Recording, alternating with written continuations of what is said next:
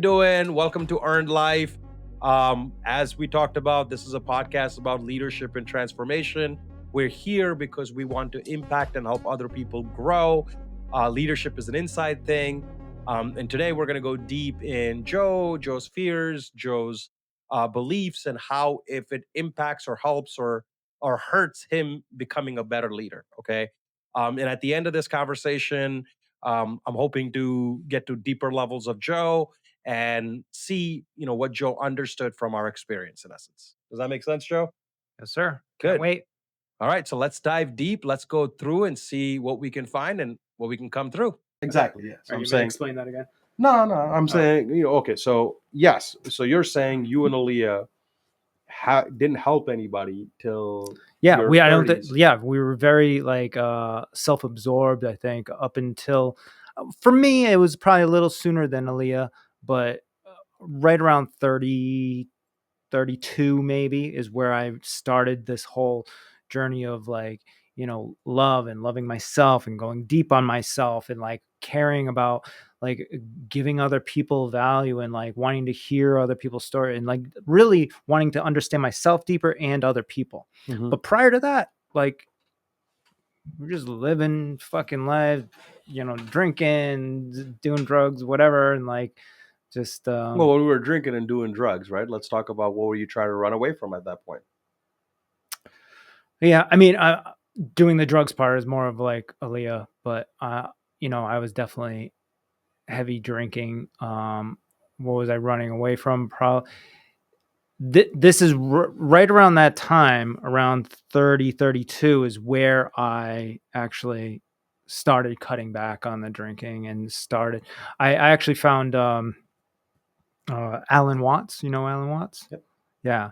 And I've heard everything that guy's ever said. I read every fucking book because that really resonated with me when he said like, we are all God. Like you are God. I am God. This table's God. Fucking everything is God. And like, how would you treat God if you ever met them? And then I realized, okay, if I'm God and everybody else is God, then I'm meeting God right now. I'm meeting God talking to you. I'm meeting God when I talk to myself. So how would I treat that person? I would treat them as if they were fucking God, right? So Go back to your life, right? Here's what I would say. Maybe it's not a minute conversation that we have, right? But go back to your life and figure out every time in your life you felt helpless as a child. Oh yeah. Yeah. The ones that stick out were the ones I talked to you about. It was about just like not being able to sleep with my parents and then locking me out. And then also something developed along the way of like, whenever I was like traveling. Oh, I think I know where this started. There's like these stomach issues. So now, even up until this day, that's kind of where I store stress. It's a lot less now. It's kind of more in my back now. But like, when I was a kid, like first off, I was like the only Korean or Asian kid within like a fucking 20-mile radius of where I live. Right. And when I went to school, when I was in elementary school, there was like older kids that would like make fun of me or whatever. And, it was the 80s. My mom grew up like that. I mean, she came here when she was like 19 and like, everybody was like kind of ousted her. So like I probably picked up on a lot of that energy. So feeling helpless, I think in those situations, there was a lot of things that built up to the point where I was saying like yesterday where like I just felt like I needed to take things into my own hands because nobody was supporting or helping me get through a lot of these things. Not like they were purposefully doing it. That's just like, they're on the grind. Parents like, trying to make money, doing the things we talked about on the podcast, right? Like, and then my dad, alcoholic, not around a lot. He actually worked nights. So like I would only see him maybe on the weekends and at nighttime before he went to work, before I went to bed. But it was always like good stuff. It was never like he was a bad person or anything, but he was just like not around a lot. So, So that must have sucked, right? When Mm. you're going through school, you have people picking on you. You're feeling like, you're coming home, but there's no father to be able to be there to talk you through that, Mhm. right?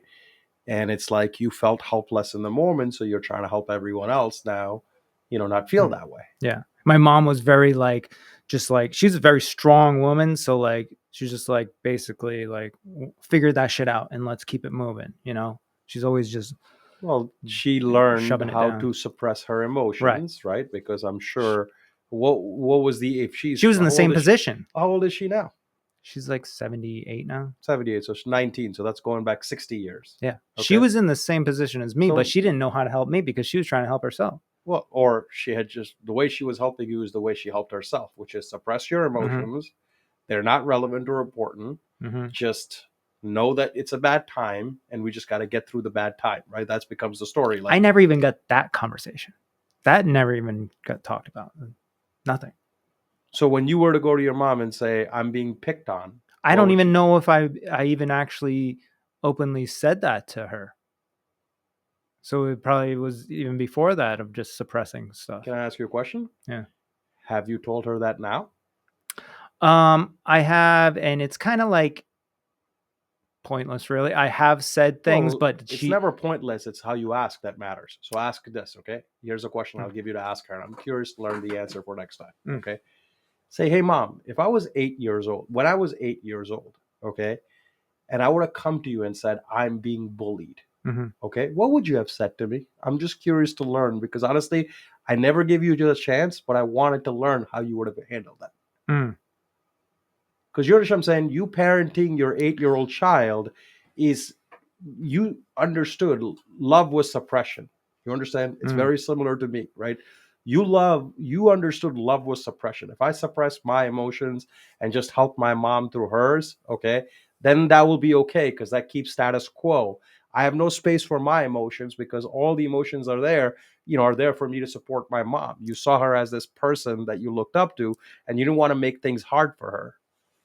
That's what it eventually, I think, turned into. At 8 years old, I don't think I like thought about that. I just, because my mom was so good at like masking and everything, she was just like she was pretty consistent at least, but like, she was, I wasn't like worried about her as a kid or anything. I don't remember that until I got a little bit older, like 10, 11, 12, and I could kind of see like some like financial struggles and stuff. Then that's when I kind of started. Well, that's it. So when you were being bullied, you were probably, I said 8, but really when you were being bullied, how old were you?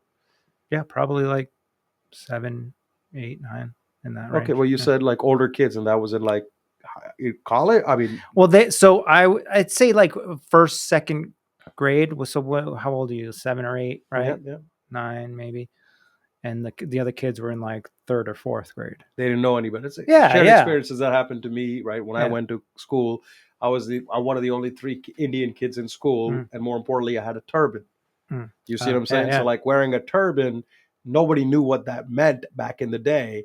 And being in an all-white school, you'd have random kids in the hallways, Connecticut? like they would say, yeah, exactly, Yeah. or Agua Mass, the Six Flags, But there'd be kids that would say things that at the moment, like and for me, it was like, all right, my mom's going through a lot. Like, we moved to this new country. She's already dealing with my alcoholic father. The last thing she needs is more of my problems. So let me just internalize this and just help her in any way I can so she can feel less pain. And sometimes these things can happen without you even verbalizing this. There's an energy thing and it's a mindset thing. Yeah, like this is why it carries with you, right? It's the same thing. To be honest, there's this thing that I see with you, which is control, right? I'll say, hey, let's do it this way. And you're like, no, I'd rather not even do it than if I'm not doing it this way. You see what I'm saying? Where I'm like, hey, you can reach out to these, these therapists. You can explain to them your circumstances. No, I wouldn't do it that way. I know it's out of my control. I need to know where this place is, and it's funny, right? Because I think you found your safety through control, right? Like if I can control the circumstances, then that means I can feel safe, right? So I think you go back to that same conflict that you have with your inner child, But the way you solve that is like what I'm doing. Like I go to my mom now once in a while and I'll ask her like, hey, when I was 9 years old and I was going through this, and I don't know how you were feeling, but can we go back to that time? Like, can we talk about, how and what, and I've again, actually she's not, done that. I've actually done that at several levels, many, many times. Actually, there was a time before they moved to Hawaii, she was actually living at my house with me. Mhm. And so like I really got it in. And also before that, she only lived down the street, so I was over at the house all the time. So I spent a lot of time during that time period, which is right around when I was like 32, 33 or whatever, asking her all these questions and stuff. But the funny thing is like a lot of her answers were like not remembering and stuff like that, because she was probably just in the zone. She probably really doesn't fucking remember how she Well, handled it. I'm saying it's about the avoidant attachment, right? The Yeah. way the avoidant people handle their things is by blacking out. Mhm. Like if I just black out from this situation, I don't have to remember the true circumstances. So then it is my stories are my stories, right? So like that's kind of what happens sometimes, So Right. So it's like that like I understand, I probably understand it more than she understands it, right? But then connecting the dots, I like, thank you for doing that with like the control. I think, just the safety. How do you detach that though? How do you unravel that part of it? by recreating what safe means to you. Mm.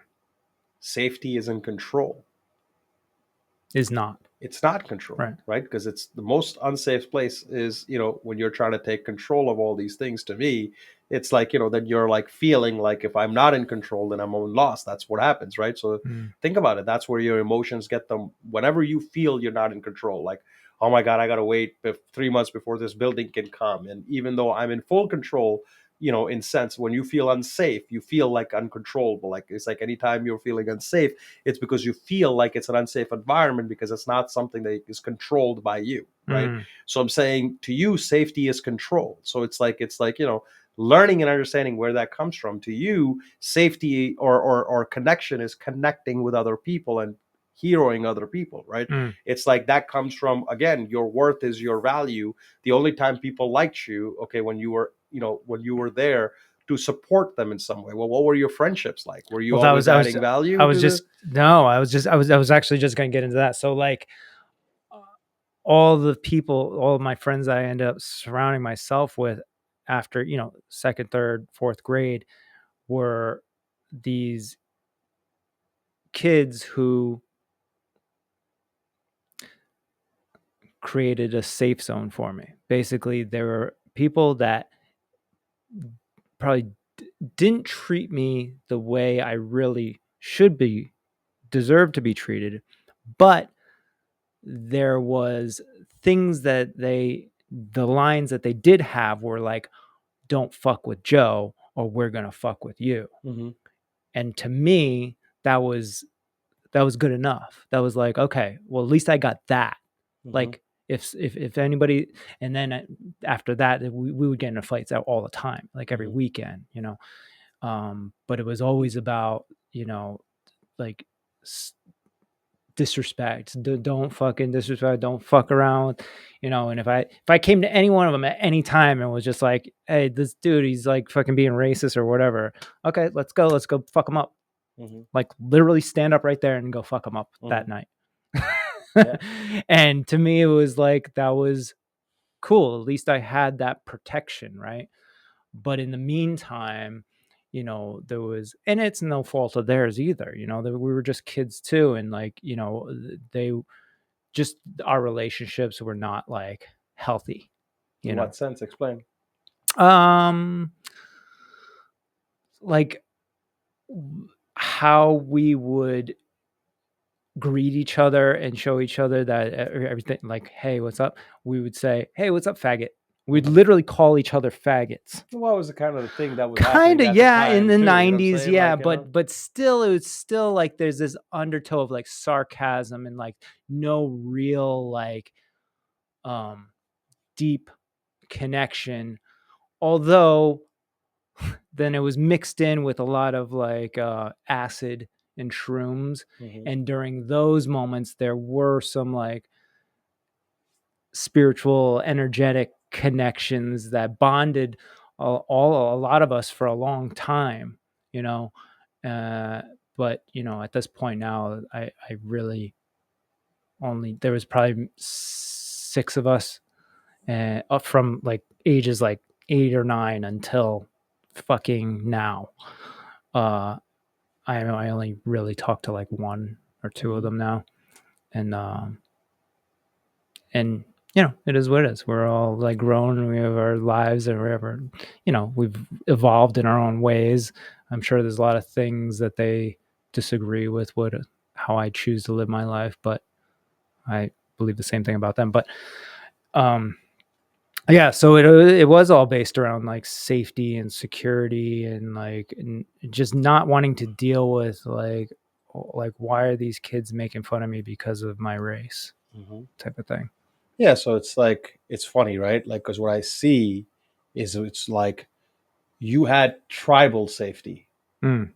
okay, that you belong to a tribe, Mm-hmm. and unfortunately, that's the way we live the world. Because I wasn't getting it from home. I didn't have my Exactly. So when you did foundation. get a chance to be part of a tribe, to Mhm. have like this high level safety, right? You were good and good in that, but within that you had to conform to become what they needed you to be, Mhm. okay, so you can have that tribal level safety. But that's literally like society today, right? Like, Yeah. we take this tribal level safety, hey, because I'm a Republican I feel safe, Uh-huh. right? Uh-huh. And then you're not yourself, because even as a Republican you may not believe in the every value of a Republican, but you feel like if you lash out, okay, you'll be outcasted. Yeah, it's like So you culture is fit that tribe, right? to Like just well, the tribe is like it's like our like it's like alone you'll always be dead, right? So like being part of a tribe, all of a sudden when you're being attacked by other animals, right, other kids, mm, you have this tribe that protects you. But within this tribe you don't feel like you can have your own safety. mm, It's, yes, I belong to this tribe, so this way I'm at least alive, right? But am I felt for, loved for, created a space where I can actually be me, mm, right? And that's the thing, you're trying to save other people, right?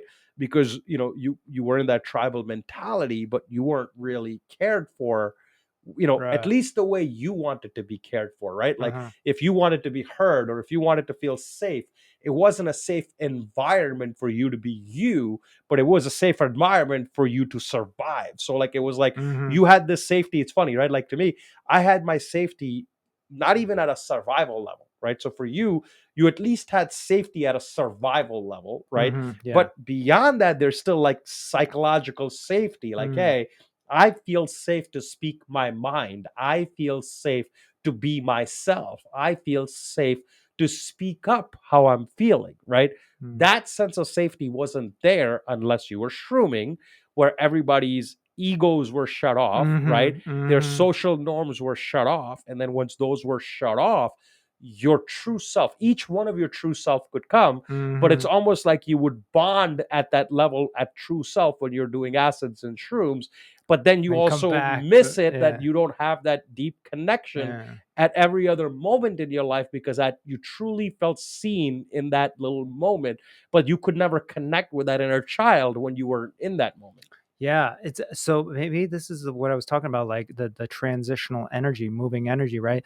Like I knew that I needed to detach, and slowly did so, but then was still kind of, and still to this day, searching for that safety. What is that? What is that new Well, security, that safety? It's, it's and then it's that's where I'm you. like, it's me, right? Yeah, but then I'm like, all right, like, but that's how it's always. And then I'm just like, oh, I've had to do this since I was a kid, right? But and then that's where it's like coming into play with me and you and me and my wife, and it's like getting people together and working together, and that's, you get what I'm saying now? Yeah. Is this making You're sense more? always trying. Yes, like what I'm hearing or what I'm sensing, right?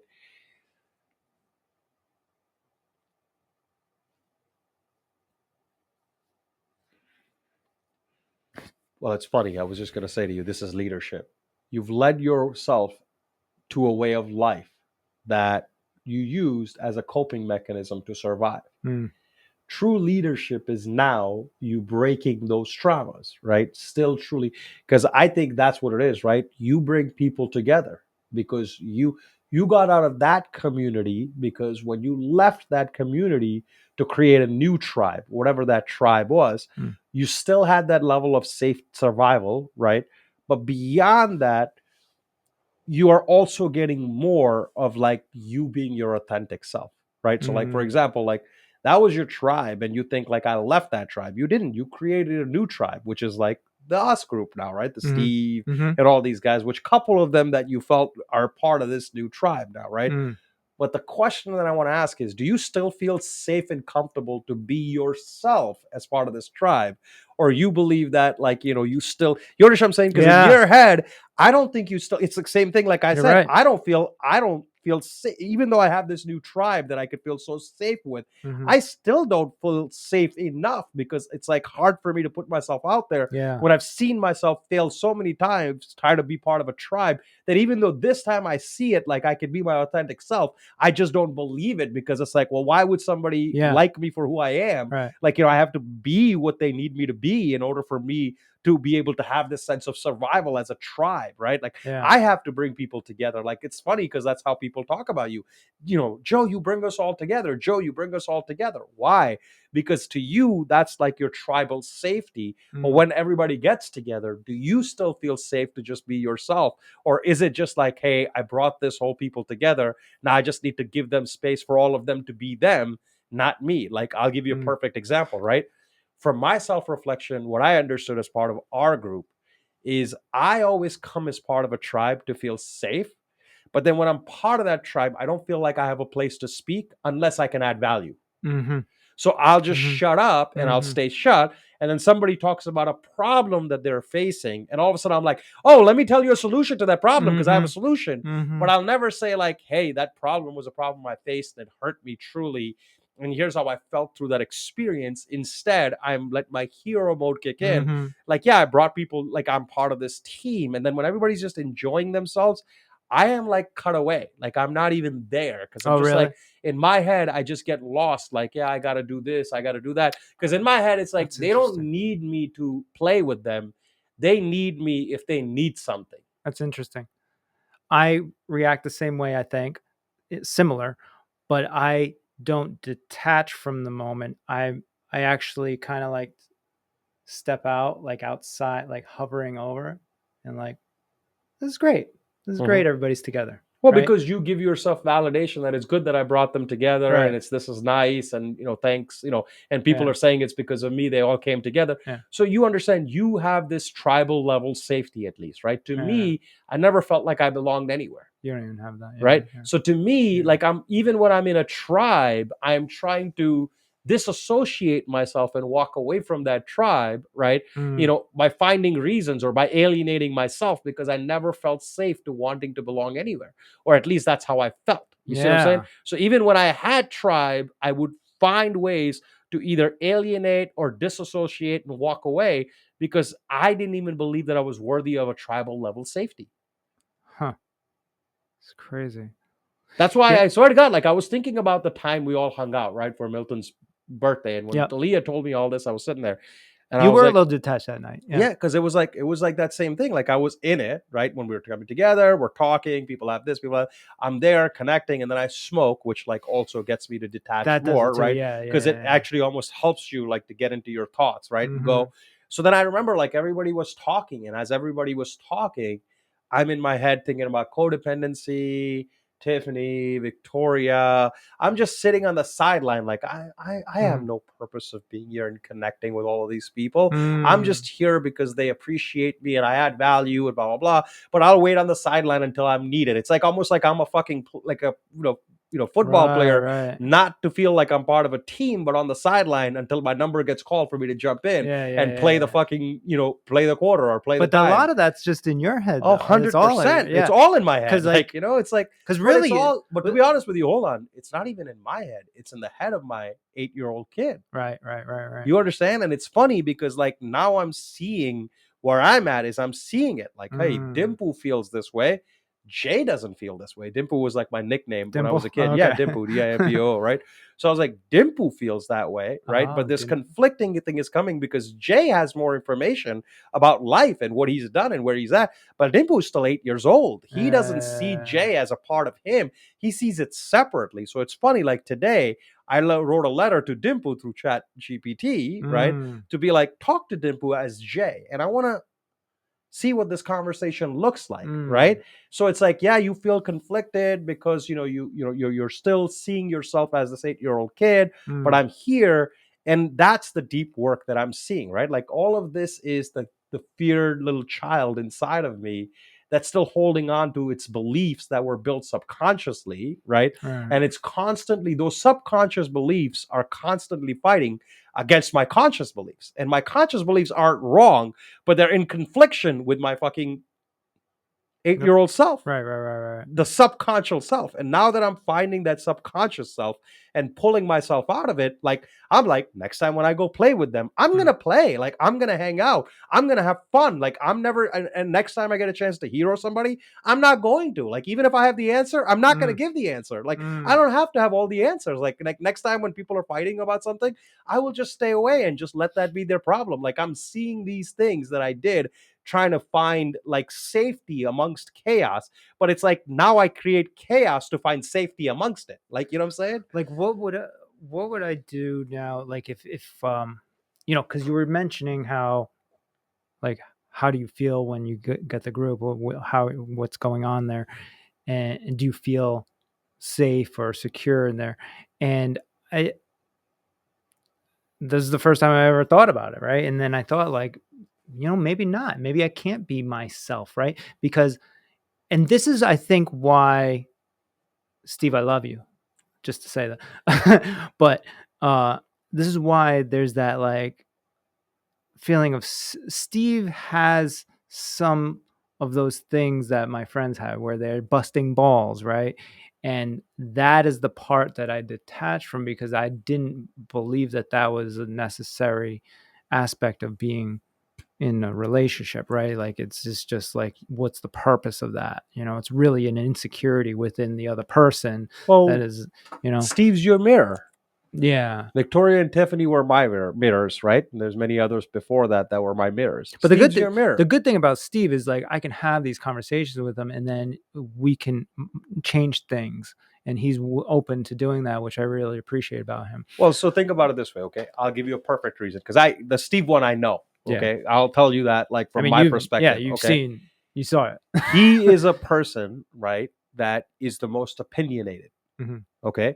And what's your story? Your opinions don't matter, right? So when he overtakes conversations with his opinions and takes them in this direction, that makes you feel unsafe because it makes you feel like you have less place for your opinions, okay?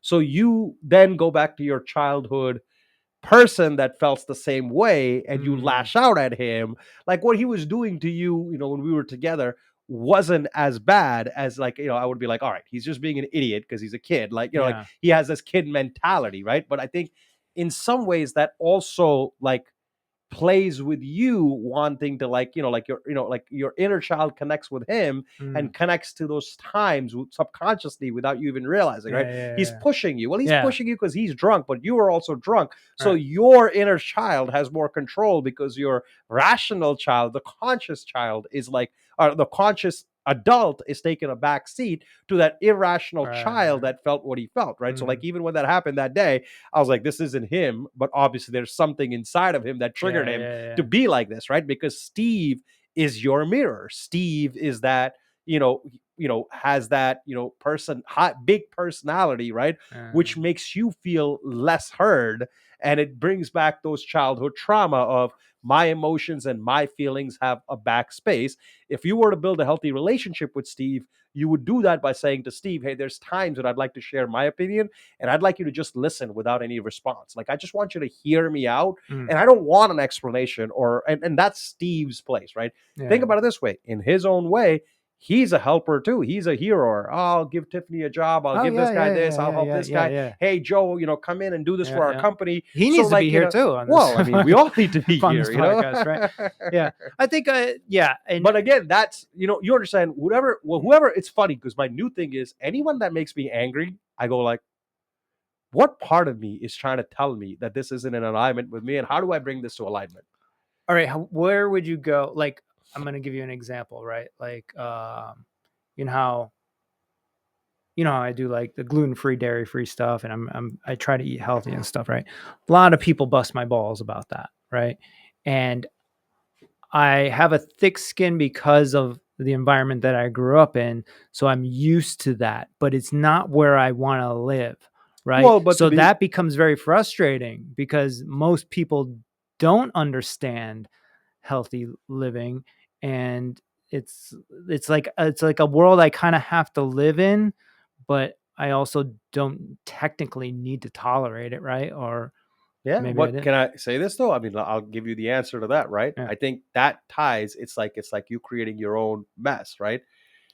I think a lot of people give you shit about gluten free because you're constantly trying to push your opinions to get other people to follow those things.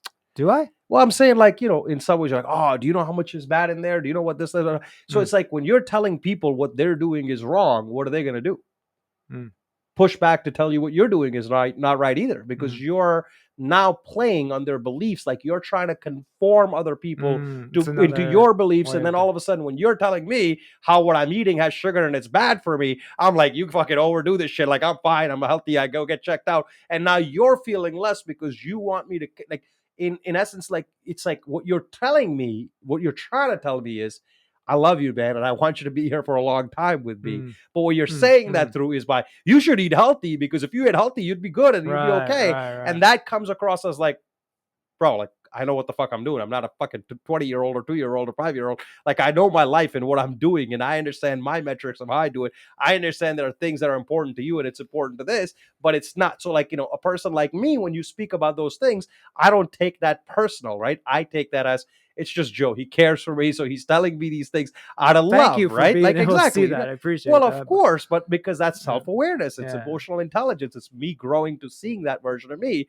But the 30-year-old version of me would have been like, this motherfucker, what does he think? Like, I'm an idiot? Like, fuck him. Like, he's a moron. Like, like he thinks he has all these answers uh, figured out, blah, blah. Because I would feel judged, and that judgment would make me react in a different way. So I think when you're seeing people push back, it's because, believe it or not, it's you pushing first that you're yeah, not even yeah. realizing Okay. you're pushing. It's like when you're constantly pushing your beliefs on others.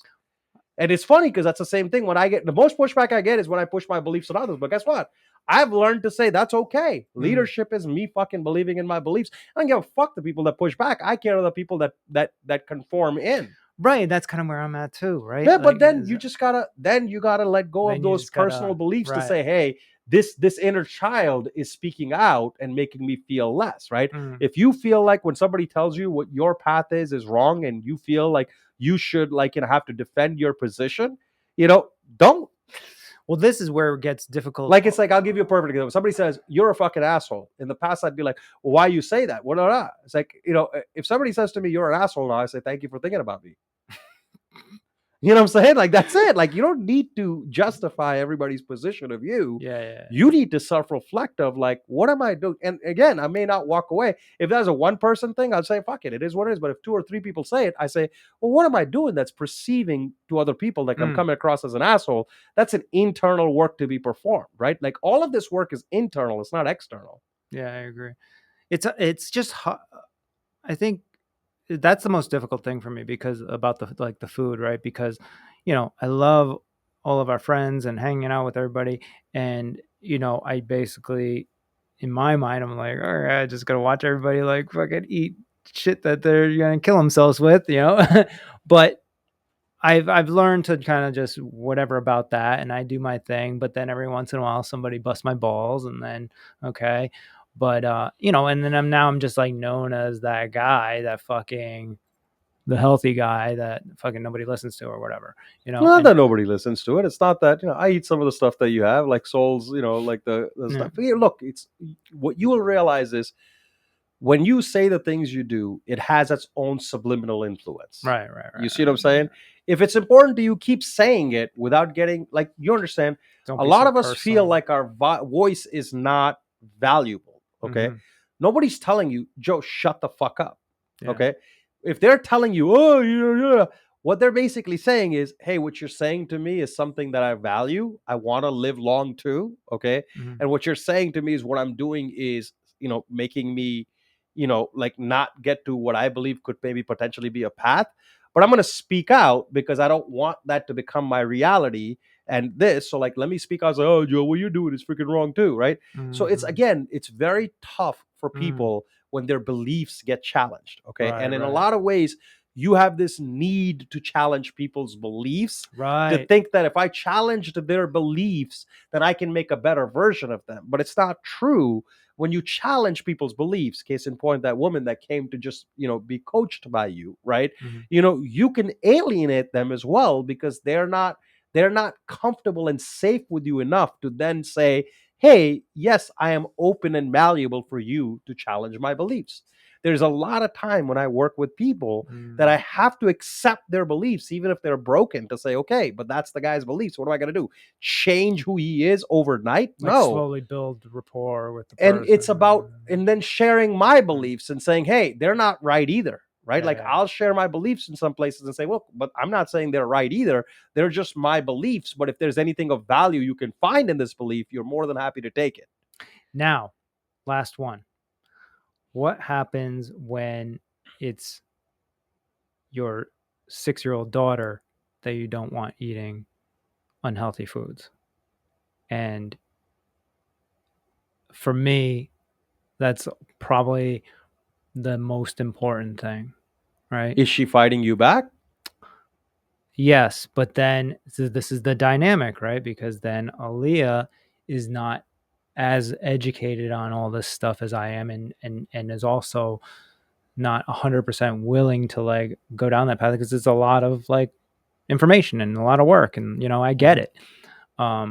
So then we are not always on the same page, although I have to say that she has shifted in her mind from where she was dramatically, Mm-hmm. right? But then it's like, I know that it's like, why don't we just like keep getting better? Like, oh, like it can always get better, right? There's always new research coming out. There's new foods, new medicines, all kinds of shit, right? So, like, I'm already up there on top of that, and she's just kind of like, well, I did all this, and here we are, and we shop at Whole Foods, and blah blah blah blah blah. And I'm like, and I don't know, maybe at some level, I'm fairly content with that, but at the same time, there's a lot of conflict around food in this house, and that is, one part is control, right?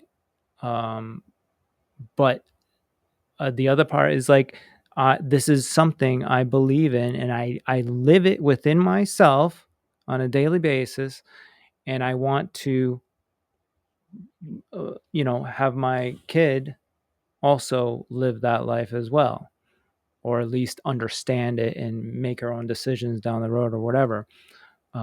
So that's a tough one. Well, but let's talk about that. So, if, let's say, you did all these things with Soul, created these habits and everything else, and at 17 she leaves the house and starts eating fries and gluten free and things like that, how would that make you feel?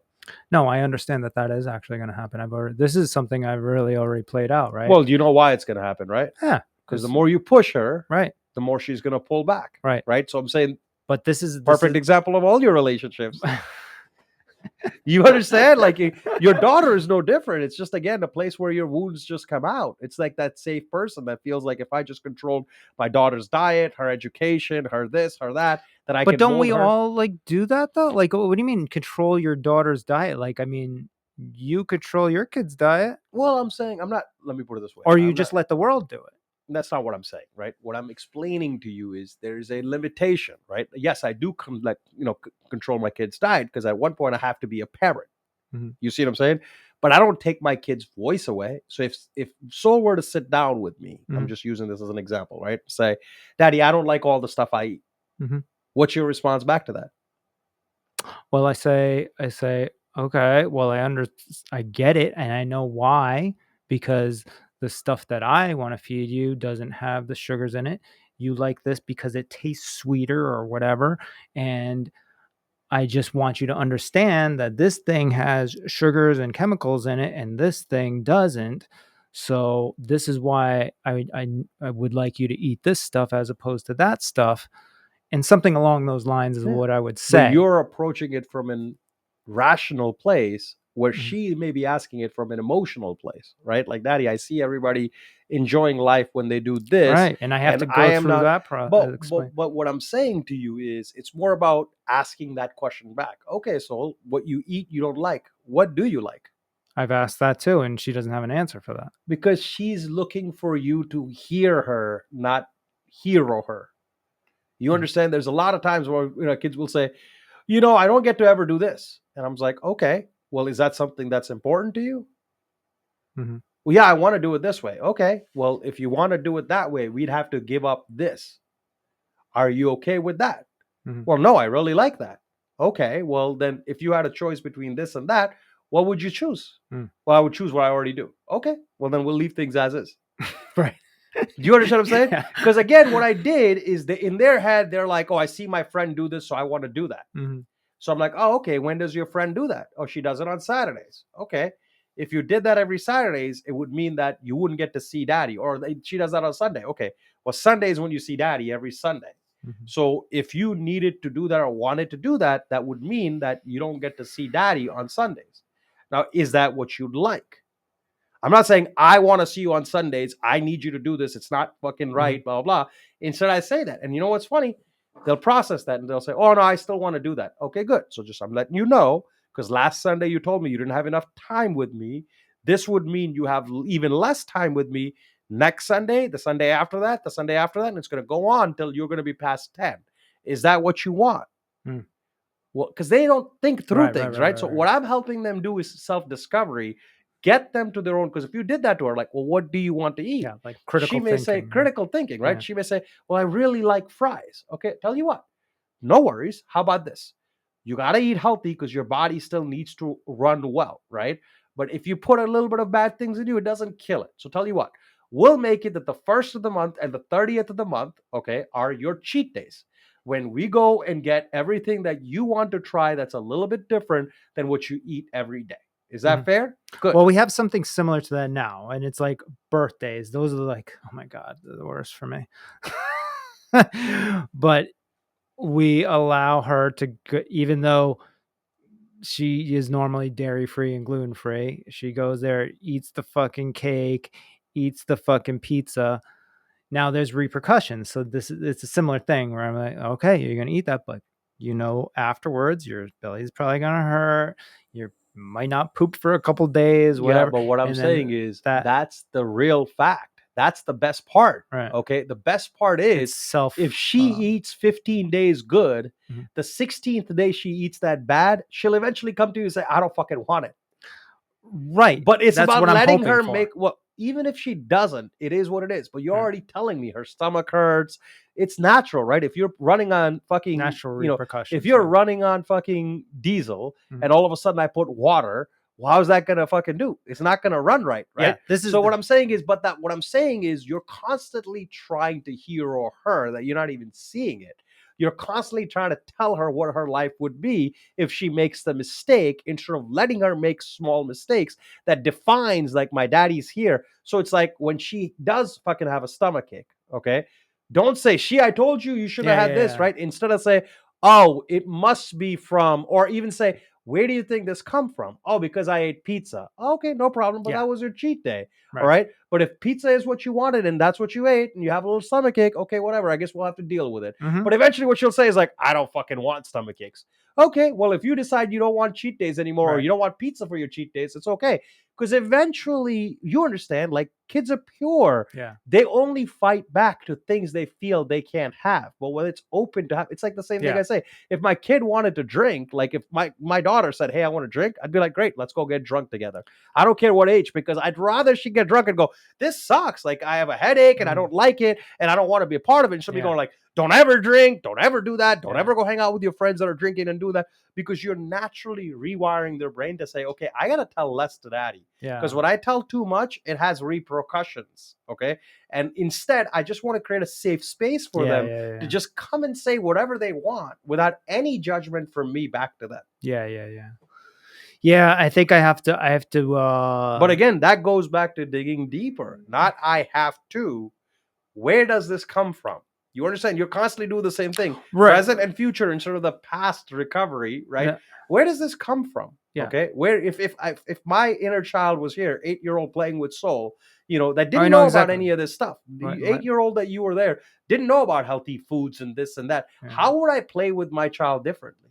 Yeah, no, and I'm aware of that. I think that's, and to be honest with you, that's your protector energy. I think you try to be a protector instead of a caretaker, right?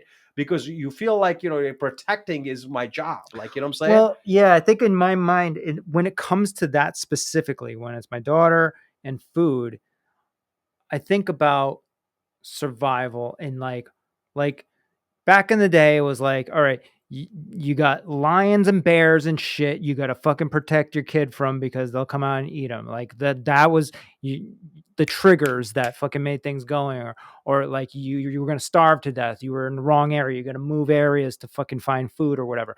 Now it's like the food is at the grocery store and readily available, but it's all got poison in it.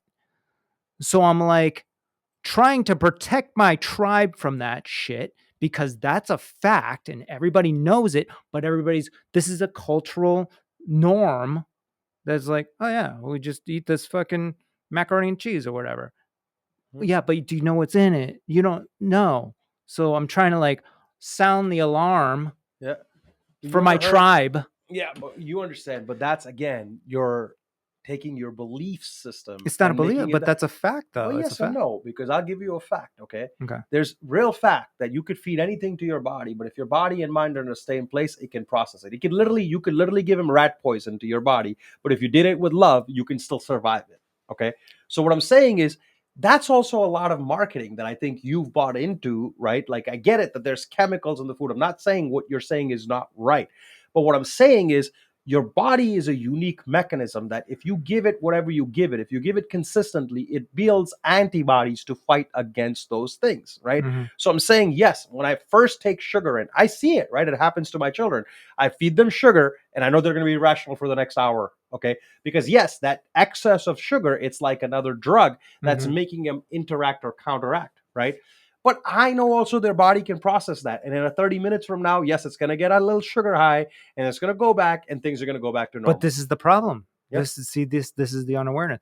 Their bodies can process it right now but if you do this on a regular basis, and also with the types of sugars that are here now, they're not attached to fibers. They're just like just sugar that gets deposited directly into your fat cells and whatever. And it's not processed through your body as though how it used to be. Yep.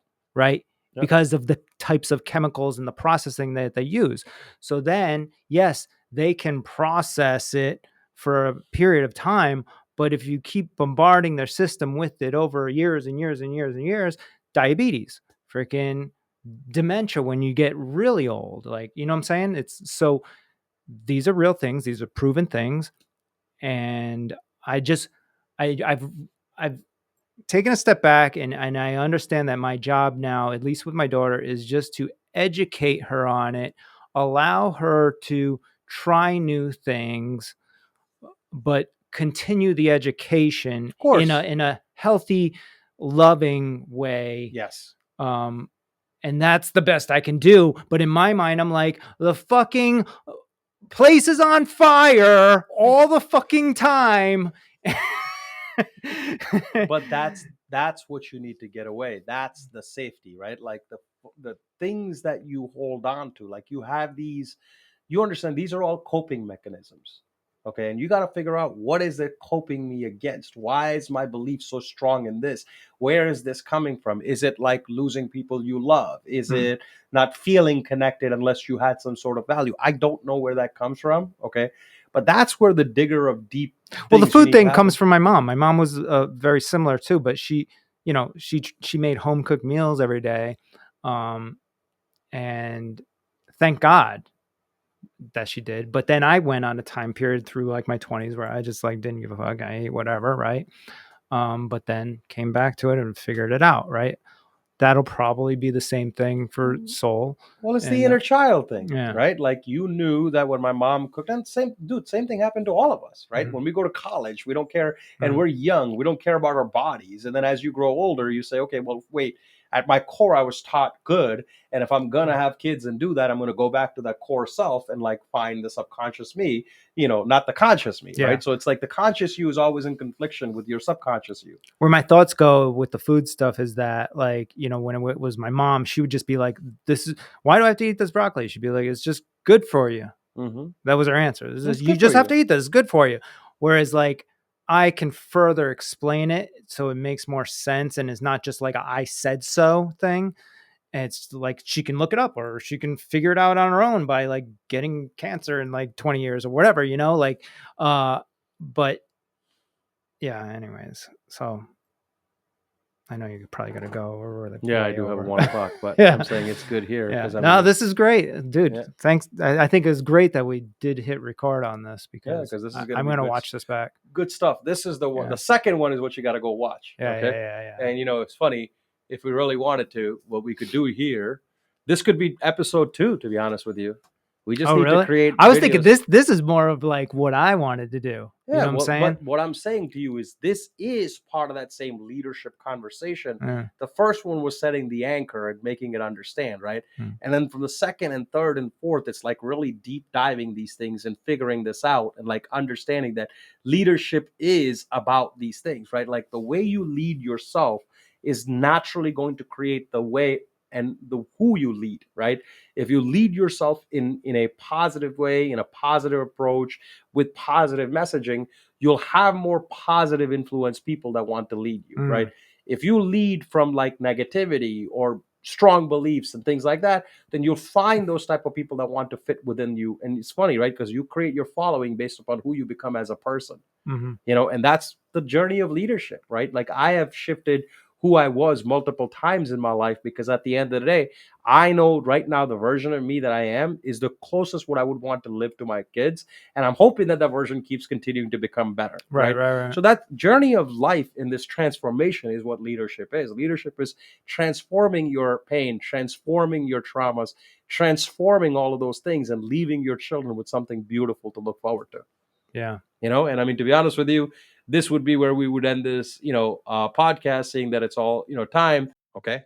So obviously it's been right around that hour, and obviously we don't want this to continue. Leadership is a lifelong journey, not a week. It's a weekly practice and a lifelong journey, and the concept of this is to be very specific and not go in too many directions. Having this conversation, Joe, give me some feedback. What did you learn from this last hour? Yeah, I'm just like, I'm the type of person that really needs to talk it out and like reflect on things. So there was definitely a few things that I hadn't I knew about, but I didn't connect the dots. You helped me connect the dots on some things. So I appreciate that. And yeah, I still have to process, I think, some of this stuff. It's deep stuff, man. Leadership is not, like I said, a daily. It's a lifelong thing, not a daily. Not a daily transformation, right? If it was Mhm. that easy, everybody would be doing it, right? Right. But I'm happy that I'm glad we got to go through this thing to kind of understand and go deeper in you. Like really seeing what is bothering you, where do you feel, how do you feel, what you feel, because that's the thing, man. Like it started with episode 1 when I told you, how much time do you spend talking to yourself, Hmm. okay? And I think today, for the first time, I'm leaving you with things that you can talk to yourself about. Okay. Hmm. And it's going to take a minute, right? I want you to go back and obviously, watch this podcast, because the concept of this podcast is for you to dig deeper, right? Like to that that child that is conflicting with the adult that you are. And like Aaliyah had said, it's a perfect, kind of segue to end this with, is to, understand. I think you will repeat a lot of, traumas in your life if Mhm. you don't create this like unifying path between your child and his beliefs and the adult that you are and your conscious beliefs, right? So there's like two parts of this. I think we addressed it a lot. There's the conscious you and the subconscious you. Okay. Mhm. And the more you align, sort of like, like I say, your soul and your body, right? The more you align your body and your soul to understand who you are, the more you're going to find, success in future, because you'll understand yourself at your core level. And I think that's the deep work you need to do. And I mean, I'm curious to see what you learn and find out for episode 3. Yeah. Yeah, we'll see. Anyways, like I said, this is, Earned Life. We spent an hour talking about leadership and personal development and growth. And I look forward to spending more time with you and, sharing more of this information and knowledge.